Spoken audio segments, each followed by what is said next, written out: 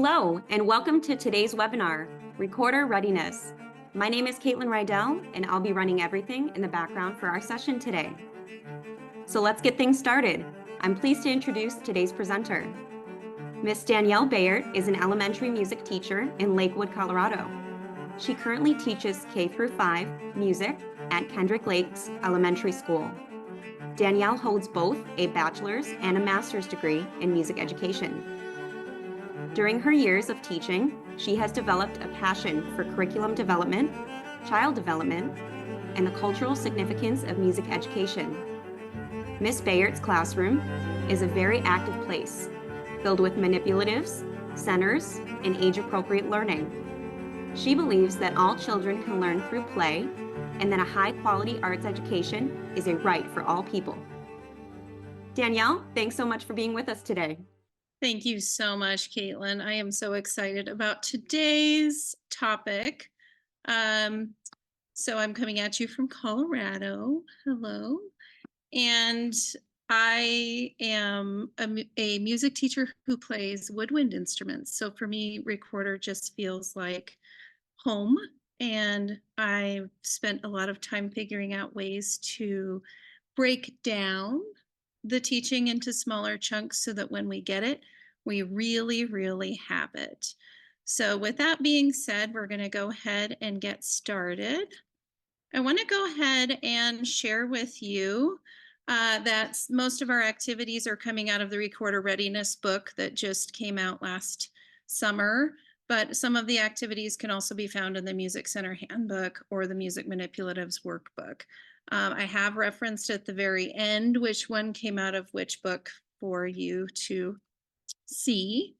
Talking a little bit about the history of duct flutes in general. So we have duct flutes that have turned up in archaeological dig sites. We have duct flutes that have been painted on cave walls.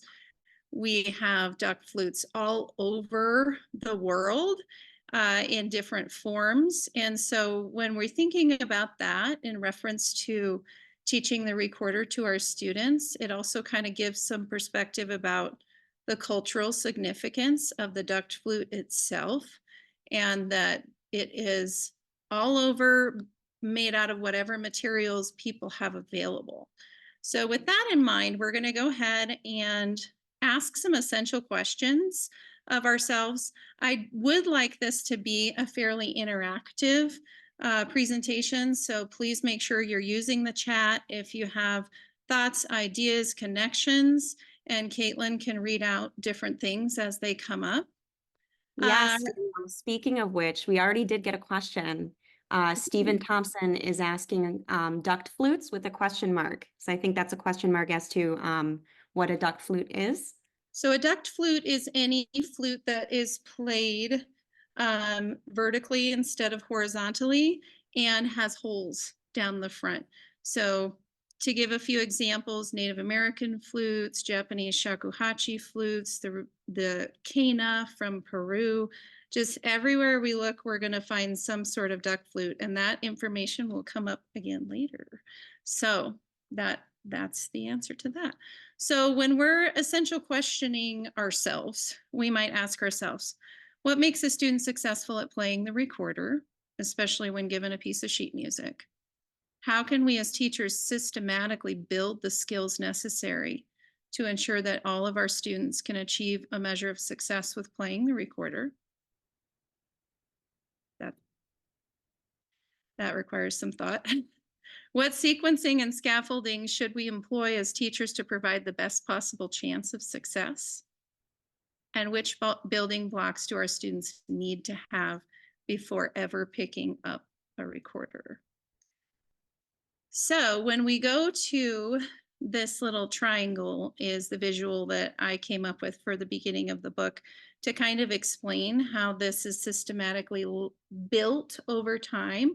We're putting bricks in place, and then we're going to fuse certain concepts together over time. So if we just isolate the three things we really need, we need recorder technique, we need correct execution of rhythms, and we need to know our pitches. So this is a very basic thing, obviously we want to get to the level where we are also being expressive with dynamics and tempo and different things like that. But these are the first building blocks that we need to put in place. With that in mind, I am sharing my typical timeline for building a year where third graders in my district, I think it's third graders at most, are then going to play their recorders beginning in February, March. So September, October, we're reviewing past rhythms. We're learning our treble clef note names. We're doing those in isolation. We are not doing anything that has been synthesized yet. We are still isolating in November and December. However, I do want to say this is meant to be a flexible timeline because you need to respond to the needs of your students. So maybe they're quick. Maybe in September and October, you've got a bunch of smarty pantses and you move the timeline up. January, we're beginning to integrate pitch and rhythm together. So we're seeing music on the staff. February and March, now we are continuing the integration, but we're adding the recorder into the mix and we're putting the technique in place to be able to play. And we're assessing whether we are accurate in all of these measures. March and April, we are fully learning songs. I have one class that's fully learning songs right now. I have another class that's not there yet. So again, this is a continuum and we move them, if they're advanced, we move them early.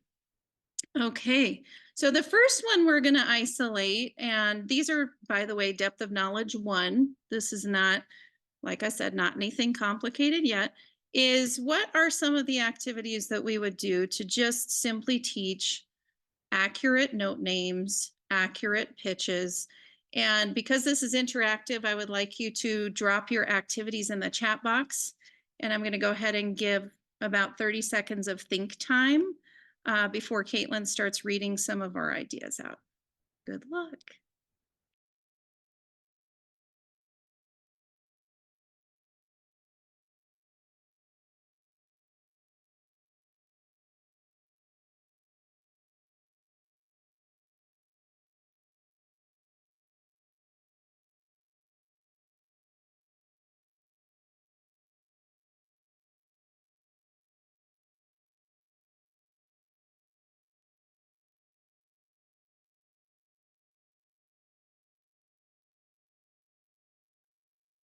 Looks like Sarah says floor staff beanbag toss. Tracy says music spell down. Janelle says TC flashcards. Emily says hand staff. We have Rachel with treble clef kaboom game. Wow, we have so many coming in here. Let's see. I apologize if I say your name wrong. It looks like Tukeen says lines and spaces rap. Nikki says make up your own sayings with the initial letters. Elvis's guitar bites, dust finally. Janine, I use one of Mr. Henry's raps that incorporates a rap and a game. Wow, thank you so much, everybody, for dropping in all your thoughts here. This is great. Miss Barrett's feeling like she wants to steal all of these ideas. So good. And this is obviously a sharing, so everybody take note of what your colleagues are doing. So I made just kind of a generic list. Some of the things you'll find on there match what you've shared.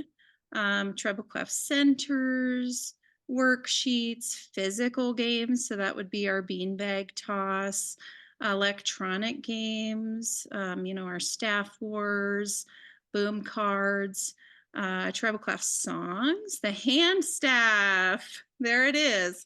And floor staff games. So these are some of the ones that I like to use in my classroom.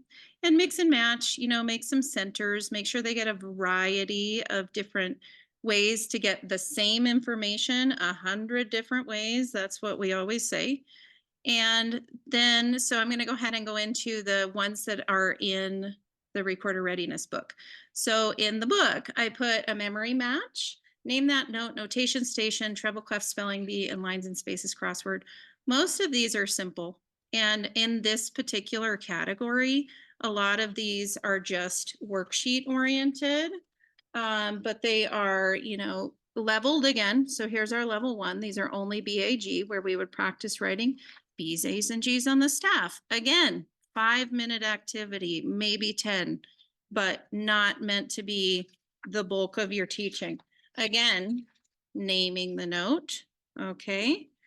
We have our little crossword. And then we have our little spelling of the words and matching the words. But my favorite in this category happens to be the little matching game, because this one is actually a physical game. It's in the centers book as well as the recorder readiness book. And we play it every year. 3rd grade plays this every year. Then we use it as one of our centers and treble clef centers, along with our floor staff. Thank you, whoever said that. So this is just memory match, where we have the notes on one color and the note names on another, and we lay them down and we flip. And if we get a match, we get to go again. And if we don't get a match, then it's the next person's turn. They will play this forever, but I try to give it about 10 minutes, maybe 12, if they're peaceful and doing a good job. Love this one. Gonna go ahead and move it on. Now we're thinking rhythm in isolation, and same thing. Miss Spirit's going to give about 30 seconds of think time and have you drop some of your ideas for teaching rhythm in isolation. Good luck.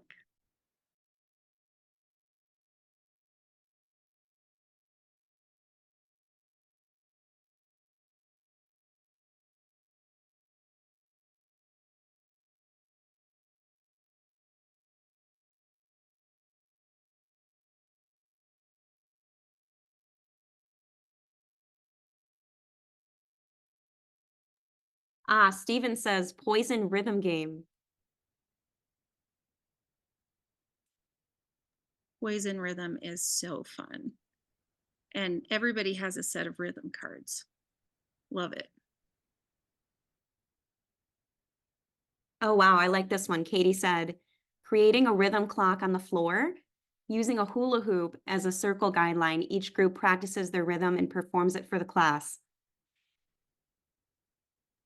I will have to try that. YouTube play-alongs, rhythm bingo, pizza toppings. Oh, Love yeah. that. From Scott.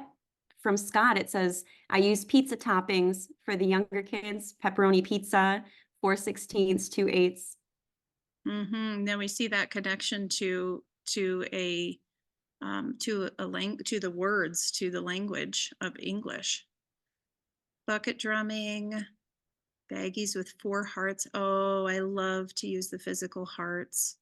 We were just using physical hearts today with our kinders. Yep. Chair rhythms. Ooh, that's super fun. Artie Almeida has a great chair rhythms. Perfect. Okay, so Miss Barrett's going to go ahead and, keep going. There's more. 4 corners body percussion. That sounds cool. Matching the written rhythm to the demonstrated rhythm. Bingo board where the teacher claps a rhythm and the first team who smacks the board with a fly swatter. This is one of my ones coming up. Clapping the rhythms, write the rhythms on an individual whiteboard. Love all of that. That's really cool too, because then they're having practice with actually making their notation. All right, so Miss Barrett's going to go ahead and go to some generic rhythm ones. Again, you'll see some things that match the ideas in the chat. Rhythm cards, rhythm card games. There you go with your poison rhythm.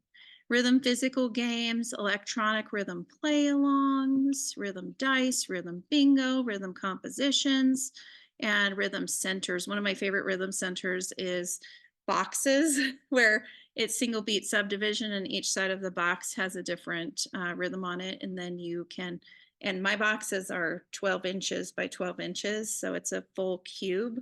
And then they use a fluffy mallet. That's a really fun one. Okay, so then if we look at the ones that I included in the book, that have printable templates. We have one measure rhythm strips, recorder rhythm wheel, rhythmic dictation, swat that rhythm, and rhythm dice. So this category actually ends up being a little more interactive than the pitch category. These ones are some of my favorite ones. So I'm going to go ahead and show you the rhythm dice. So I kept it very simple. These are single beat subdivision. All we're using is quarter note, eighth note, quarter note, rest. So we have ta, ti, ti, and rest, or whatever you do. And then 4 of them, and you roll, put them out in an order, clap and say it. I make them clap and say 4 times in a row so that we make like almost a little ostinato type situation. And then we could play it on non-pitch percussion. We could use a 16 beat chart where we then compose with our rhythms. I do make sure to tell them that talk can go this way or talk can go this way when we're writing it, but that rest has to stay the same. So the dice are super fun. Also, you can find little foam cube dice at your local dollar store. So that's what Miss Bayert did before I had the paper dice. And then this one's really fun. This is a little recorder rhythm wheel. So this one is one that you could use it where the teacher claps and then they have to find the rhythm, or they themselves can recreate the rhythm either on an instrument, on their hands, body percussion, however it is you want to do it. Rhythmic dictation. This one is one where I've given them 3 options. So teacher claps, they clap back, teacher claps again, they clap back, and then they circle the one they believe is the correct answer. So that one's super fun. And then swat that rhythm, whoever said that. This one's my swat that rhythm board. It's very large and very shiny.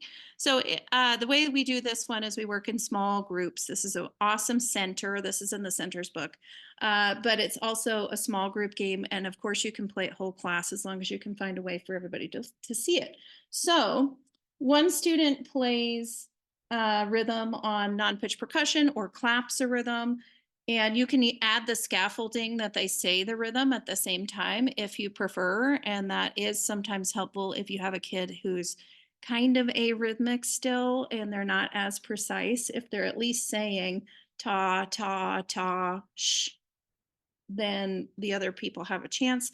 And then the 2 fly swatters. One kid has each, and then whoever swats it first gets the point. This one, I used to have extendable fly swatters. They were so fun, but it turns out that they do break kind of easily. So then I went with the all plastic, almost indestructible type. When you see these one measure rhythm strips in the middle of the screen, I actually have not showed these today. I'm not going to show these today, but I want to point out that these one measure rhythm strips later on could make a really good rhythm flipper. So when we get to the rhythm flipper, keep in mind that that can be used for that as well. Okay, our final single point of the triangle. This one's much, much harder to try to think of isolated incidents of activities that you could use to teach recorder technique without pitch and without addressing rhythm. But we're going to go ahead and put some ideas in the chat box. Good luck to you. And then I'll share some ideas with you too.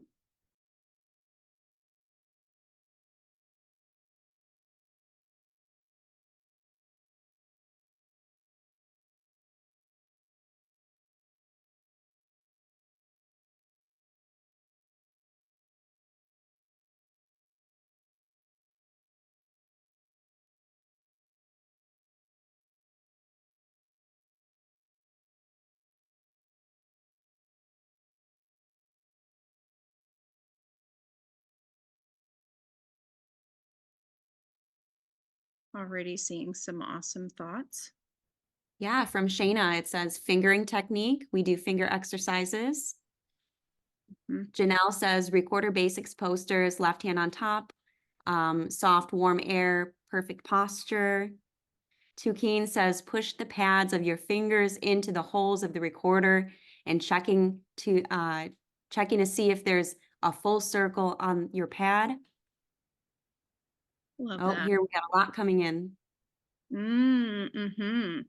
I have done the wooden dowels. I've used lummy sticks in the past, but I think I like the thickness of you could really control the thickness of the dowel and make it exactly the same thickness as your recorder and use your, permanent marker to mark where the holes are. Recorder songs, put your hand in the right order. Nice. Change your airspeed, check your thumb hole, flatten your fingers. Use Love wooden dowels before the actual recorder. that's so smart. Pledge of Allegiance, hand on your heart, hold your recorder up in your other hand, like the Statue of Liberty. Oh my gosh, that's so fun. Start with the note G, so both hands can be introduced right away. And you could, make sure that your right hand's on the bottom bell there. Loving that. Quaver's My Recorder Song. Okay, so we have lots of ideas. Chicken, bunny, unicorn, finger exercises for BAG before I give out the recorder. That's really cool. So chicken, I'm assuming, bunny is 2, unicorn is 1. Recorder without the mouthpiece. I do that if my students get in trouble with their recorder. They take the top part off, but they can still practice with us. Recorder jail for students who play before it's time. Popsicle sticks with recorder holes so they still participate. Smart idea. That's great. Oh, the chicken is making okay sign. Oh, I see. So that would be your B. Perfect. Rhythm sticks with circles drawn on them to get your hands in the correct placement. Oh man, these are all so awesome. Okay, so generic things that I just want to share with technique. So we're going to learn the rules. We have guided listening, direct demonstration, recorder checklist, and comparison to woodwind instruments. Miss Baird always keeps her little recorder rules with left hand on top, quiet air, tongue the notes, and plug the holes all the way up for this point. And now the duct flutes from around the world, you guys are going to love that. Let's go ahead and get to this. So this is where I have put the technique things that you'll find in the book, all about recorders. Echo me. Echo me is just back and forth 4-beat patterns. You probably all do that with your students anyway, but I turned it into an exercise in the book, Recorders Around the World, Technique, Time, and Parts of the Recorder. So as we look at this next one, the parts of the recorder one is one that I haven't showed, but I want to go ahead and get you looking at some of my favorites. So the All About the Recorders one has a reading on it. And the reading is all about the different parts of the recorder that we can see duct flutes made out of reed, wood, bamboo, and that classroom recorders are made out of plastic, which is easy to clean. That we know that they were popular in Europe during the Renaissance. And then I embedded the recorder rules in here, and at the very end said, we will try our best, be patient, and practice. And then there's a word search. Sometimes what we'll do with this one is I will read or have the students read through it towards the end of class, and then I'll send the word search home. So you could spend class time on this, but they like word searches anyway, and they'll be motivated to do this when they're not in class. So then I can utilize my class time a little bit better. But I really like this because it's giving them a lot of information, and they're having to read. Then I have developed this little checklist, and these are fun. These are available for them to test each other or to check their own understanding. So we can write who the person is playing, the song we're listening to them play, and then we can check whether they have followed each of the 4 rules. But my personal favorite, this is the one that I love so much, is this one that has by the way, and you can do this as a note card or you can do this just verbally, but this is the one that has the comparison to duct flutes from around the world. So we would find either a YouTube example or some sort of video of a duct flute being played. And then we would analyze, say we're listening to the shakuhachi. Did this person have their left hand on the top of the duct flute? And the answer is almost always yes. Did they use quiet air? The answer is almost always yes. Are the holes plugged all the way? That one is interesting because if it's Native American or if it's Japanese, sometimes there'll be a little slide or something. So that's a sometimes for some of them. And then are they tonguing? And that's another one that maybe they are, maybe they aren't. Let me show you some examples. So I'm not going to actually play these, but I got these two on Amazon for really inexpensive. These are little Irish.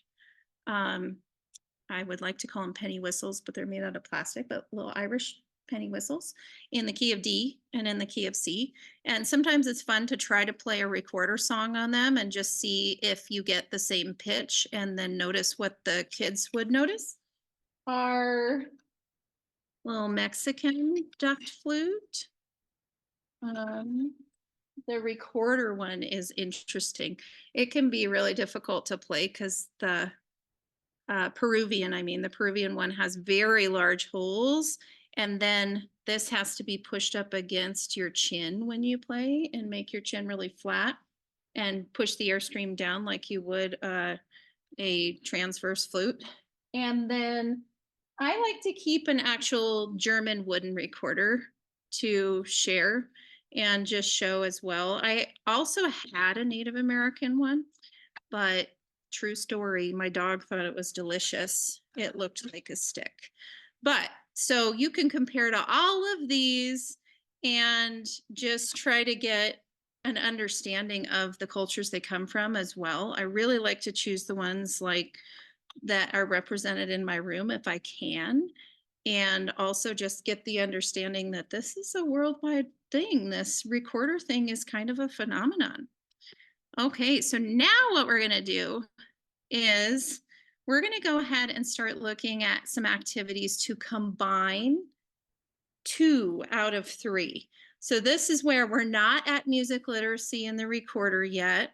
Maybe we just want to drill pitch and rhythm, but we want to leave out technique. We want to make sure that that side of the triangle is really, really strong before we are busy techniquing or focusing on the third point.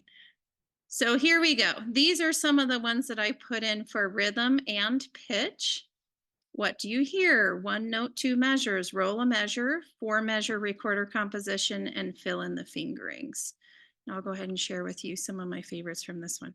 So the first one that I really like, because these are so short, and again, you could do these whole group instruction first, would be this one that just has 1 note on the note card. So we're just doing the pitch A. That's all we're doing. And we're making sure we get the correct rhythm on the pitch A.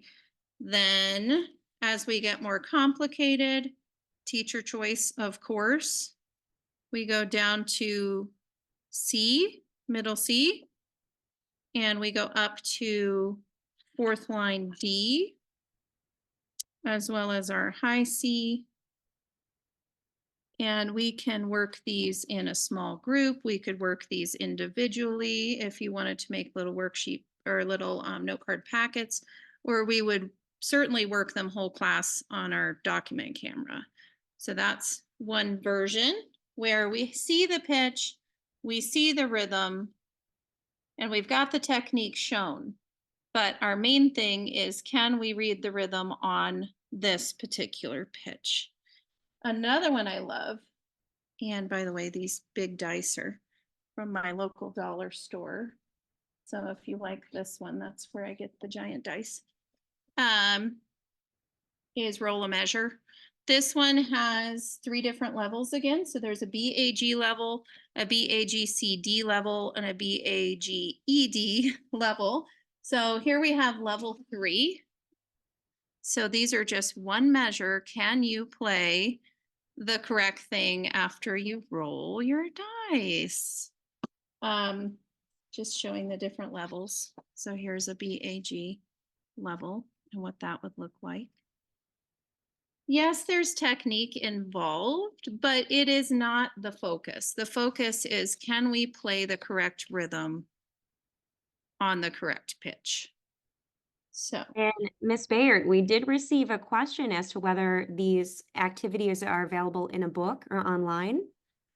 so these are all in the Recorder Readiness book, and they have printable templates.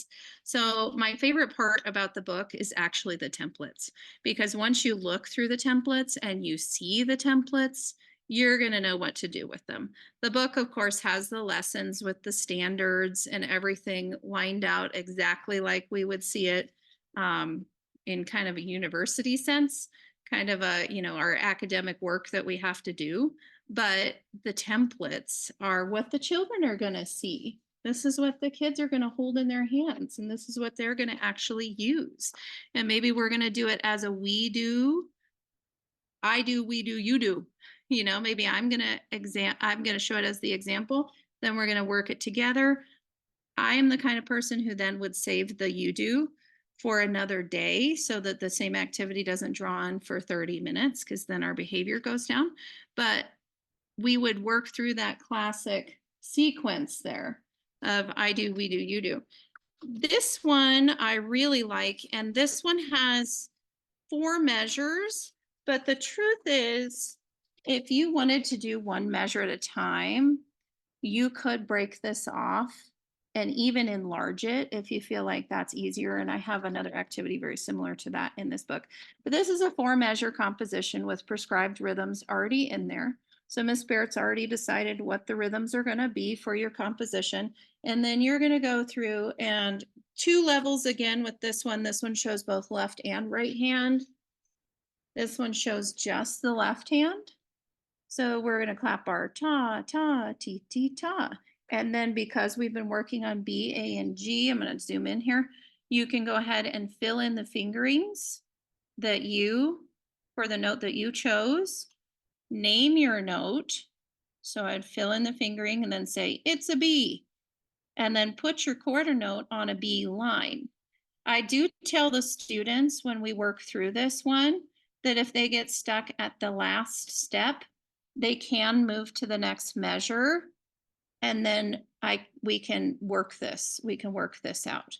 So sometimes if it feels like this is so many steps that they then have trouble with the notation on the staff, then that may be a sequencing thing where you do this on one day of class, and then the next day we all work together for another 15 minutes to make sure that we put our rhythms correctly on the staff, because there's also stem direction that might come up and things like that. So that's our rhythm and pitch category. Now, if we go to the next side of the triangle, this one is rhythm and technique. So in this example, we've taken out them having to think about the pitch names. They're thinking about the rhythm and they're thinking about their technique. So for this one, the first one's my favorite, has the recorder dice.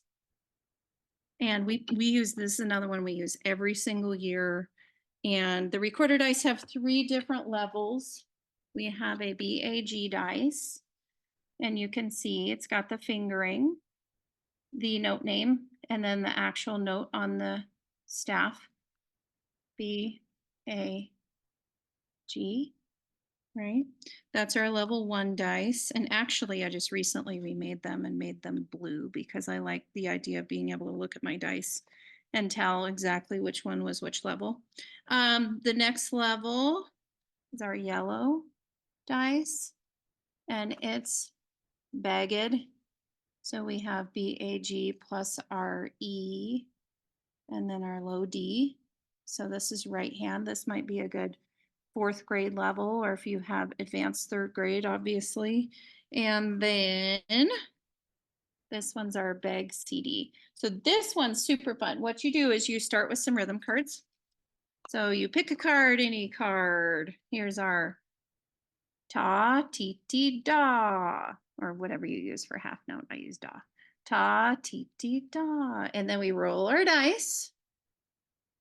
And we got an A. So we would play it on an A. I do have my students play it 4 times in a row just to make sure that they really are practicing getting it in the groove. Now, a possible extension for this one could obviously be if you make more dice, you could have a measure where they're doing, 1 card and maybe they make a 4 measure little composition and they change notes each measure. But we do this one whole group instruction, small group instruction. It makes a great center. And I love the fact that there's different levels. The fact that you color code the dice means that the kids who are working on BAG want to get to the other levels. And so it's very motivating for them to see, ooh, maybe I could try a harder one. The heart composition. Okay, this is another structured composition activity. So got our classic 16-beat heart chart that we see in a lot of our Kodai instruction and that kind of thing, where we're going to come in and we're going to single beat subdivision. Sometimes if a kid wants a half note, they could tie 2 together, but Miss Bayert has limited the rhythms in level 1 to quarter note, bar eighth, and rest. So we're going to come, we're going to put our rhythms in, we're going to be able to clap out our rhythm, and then, let me zoom in here, we're going to fill in our little fingerings for our BAG. We are not notating pitch on the staff. We're just noticing, well, this is what we do to create the TT that I have right here. We love this one. And there's another level to this one that shows the right hand as well. This category has a lot of my favorite activities in it. 3/4 spinners. Again, these are in the templates that are in the book. So level 1 only has 4 rhythm choices. And then we can mix and match our notes with whatever rhythm we're working on. The level 2 has 6 rhythms with the high C, high D. And I do color code these all the same again, so it's ease of like sorting them out and storing them in my room. And then BAGED. If these feel like, this is a lot of work to make all of this stuff, I totally get it. You start with 1 or 2, just get your dice going. And by the way, we played recorder dice for 3 years before I ever added any of these others. Then the flipper. Flipper's my favorite. I did not show the flipper on this page, but the recorder flipper is super fun. So this, we have our rhythms that we can flip a rhythm. And there's a recorder flipper in the centers book that does not have the recorder notes on the side. But we go ahead and flip a rhythm. So we have all kinds of combinations here. Whether or not you want to put a triplet in, different people have different philosophies on that, because I know it gets conflated with tikka-tee and tea-tikka and all of that. But I have put triplets in. So let's say we want the classic, ta, ta, ti, ti, ta. Then we would flip what note we want to play it on. And we can mix and match to build our rhythms and play them on different notes. Okay, that's definitely my favorite category. Okay, on to technique and pitch. So this is one where we are fusing, the ability to play properly with our notes on the staff, match by memory fingering game, finger finder, arrow notation. You guys are going to love arrow notation. And I did 3 different arrow notations. Hot cross buns, merrily we roll along, and funga alafia, because I wanted a harder one for the 4th grade recorder players. So let me grab this category. Memory match, classic, easy, same thing as our treble clef, but this time we're matching, we're matching our note name with our recorder. That's not a match, so I would put them back and I would go again. But that's just another center activity, another game. These, incidentally, these take no time to make. You just print them off on different color cardstock, sit in front of the TV and cut them apart. And then you have 15 minutes apiece while they're playing their game. Love these games, and they're perfect for centers. The fingering finder is one. Again, it has 3 levels where we're going to notice our pitch over here, and then we're going to draw a line to the correct fingering, and then we're going to name it correctly. So it ends up being one of these kind of zigzaggy, quick, hopefully, 6 or 7 minutes type activity. And then the arrows. So here's an arrow notation that is not marked. So here's how it comes in the book. Merrily we roll along. And we have seen that our technique is at the bottom. And we're noticing pitch direction.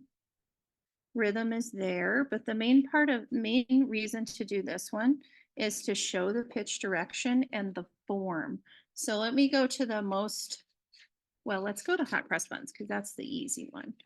This is how it comes. It comes unmarked, but that's because you're supposed to have the students use highlighters, gel pens. They love gel pens, anything to mark the form. So we're going to go through and we're going to use whatever color they want. So, but it's going to be the same color every single time you see a pattern.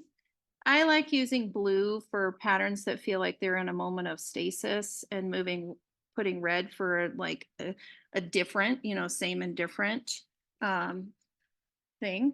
I did once have a student who was colorblind, so that is a consideration because blue and red sometimes look similar. So maybe keep that in mind if you have that. And then this is our most complicated version.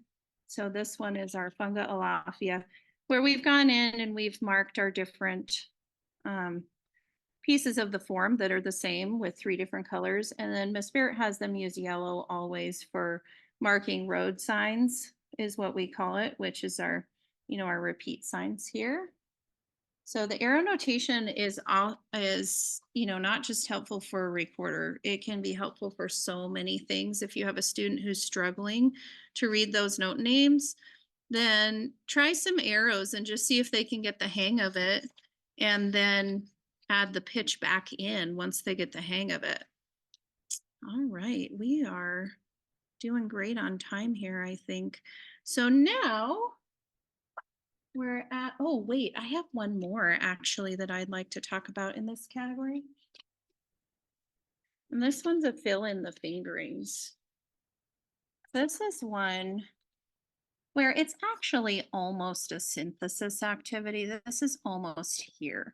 This is where we have showing our song, but then we want them to go in and write in the different fingerings so that they get the idea. Sometimes I'll use this when I have a student who's doing, instead of keeping the fingers glued, they're doing this type of thing. It can be really helpful to actually fill in the correct fingerings for the song and get the idea of, a black colored in means that these two are together rather than moving, away from each other. And I've often wondered, and I'm sure there's someone who's a scientist who could tell us what the developmental significance is of this instead of this, but it is a common problem that I see, in at least 2 or 3 students every year, that they're trying to do this rather than keeping their fingers glued. So if anybody has any suggestions on that, I would love to know. But we have filled up fingerings in for other ones too. Here's rain, rain, go away. So there's some for right hand as well. Now, if we're talking music literacy on the recorder, this is where we're all trying to get to.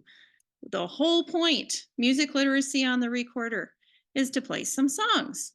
So these are the songs that I went ahead and put in the book. Just wanted to give you an overview of which songs you can expect to see. Ooh, there's the Tell 'em About Chicken Bunny Unicorn. I'm gonna have to do it. Good idea. Let's see who told us that. Is that Donna? Okay. So when we get here, again, this is going to be the moment where they're playing songs, and then you're going to realize we need a little more reinforcement on something. And that's when you go to your recorder readiness book, you choose the category they need reinforcement in, and you choose an activity that matches your class. In no way, shape, or form, when I was writing this book, was I intending for every teacher to do every activity in the book. It is more intended that you see the needs of your students, and then you mix and match according to where they are in their development as a musician. Some final notes, final thoughts.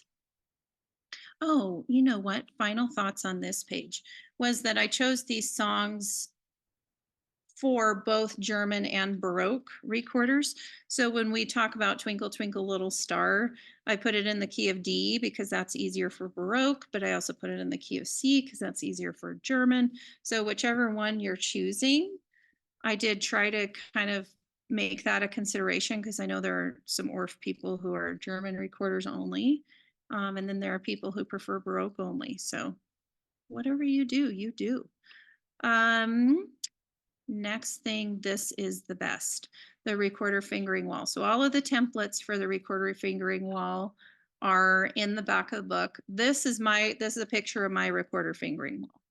So some kind of tricks about the wall is obviously it's a reference point for the students, but that I've leveled each color. So when they go over and they see BAG is only level 1, they kind of want to add the orange notes, and they kind of want to add the green notes. And then if they're super smarty pants, of course, we go to the blue notes. So the recorder fingering wall is not only a reference point, but it is also very motivating for them. Fingering chart that you can print and give out to your students or have for reference. There's both Baroque and German. The recorder note names, we call it a cheat sheet. So we have our little cheat sheets laminated, and they're in the corner of my room. They can get a cheat sheet anytime they want. It's also something that I copy and give out. And then the recorder rules poster, which is printable in large and small. All right. So I think we're coming to the end, but I kind of want to see if people have questions. Let me go ahead and go back and just see if anyone has any questions in the chat boxes.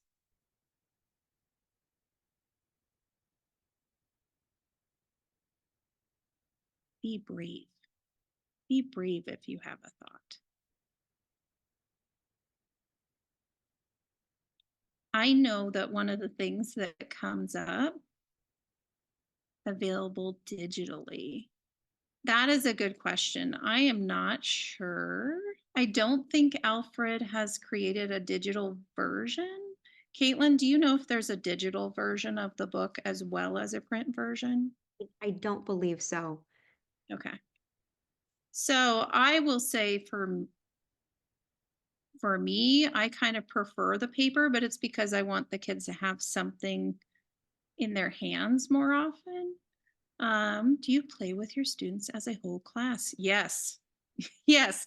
So we are still doing, this is kind of a pre-method. So we are still doing our method.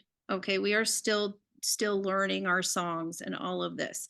But then what's happening is I'm noticing, oh, we need to build this particular skill. And then I'm pulling and I'm adding these activities in every day. We're going to do one of these activities along with our songs, just to make sure that we are understanding exactly how the pitch and the rhythm and the technique is connected. So that's a great question. That's a great question. And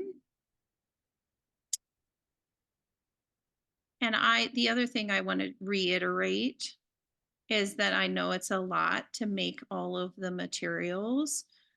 Don't be intimidated by that. Really don't, because some of them totally printable. You go print it and they're going to compose. And then others are so minimal, the amount of work. I mean, this was just cutting a bunch of circles. I even recruited my husband, and I recruited my sister and anybody who's around, um, and for cutting and doing these things, at the end of the night in front of the couch, little rhythm cards that are already made. Let's Looks see. like Emily would like to know, she says, my classes meet every other day. Will this still work? Yes, absolutely. My classes meet 2 days in a row, but I have 3 rotations. So AA, BB, CC, and then I see them again.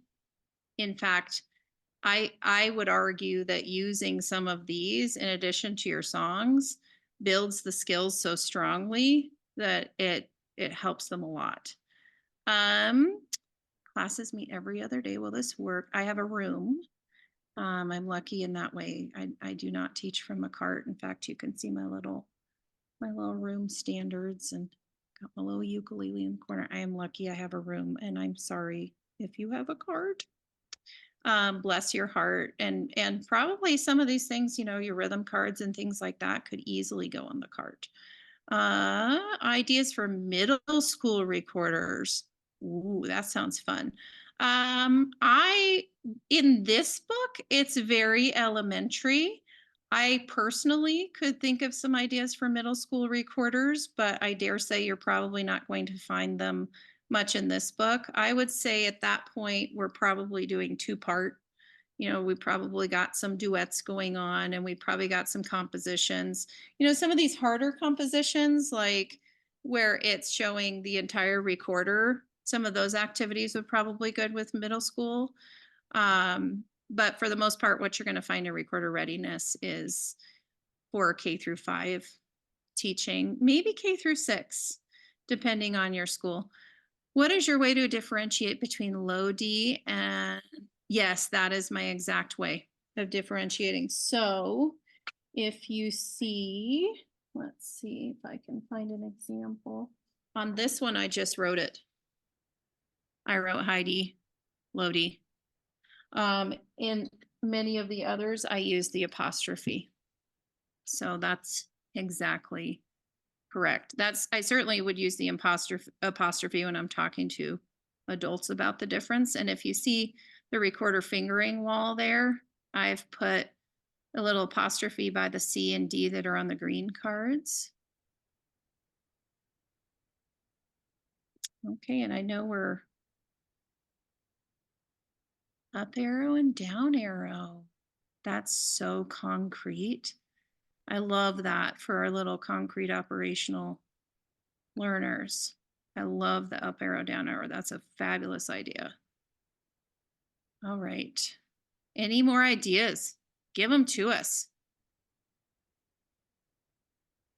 All right, Miss Barrett's going to go ahead and just wrap up the final thoughts here. So this is just a list of some of the different activities that I showed that may or may not match your plans for recorder.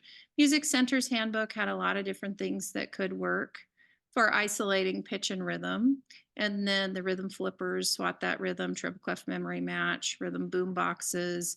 There's one recorder composition in there, and that's the one that actually has the 4 different measures. It's written a little differently, but it looks like this in the recorder book.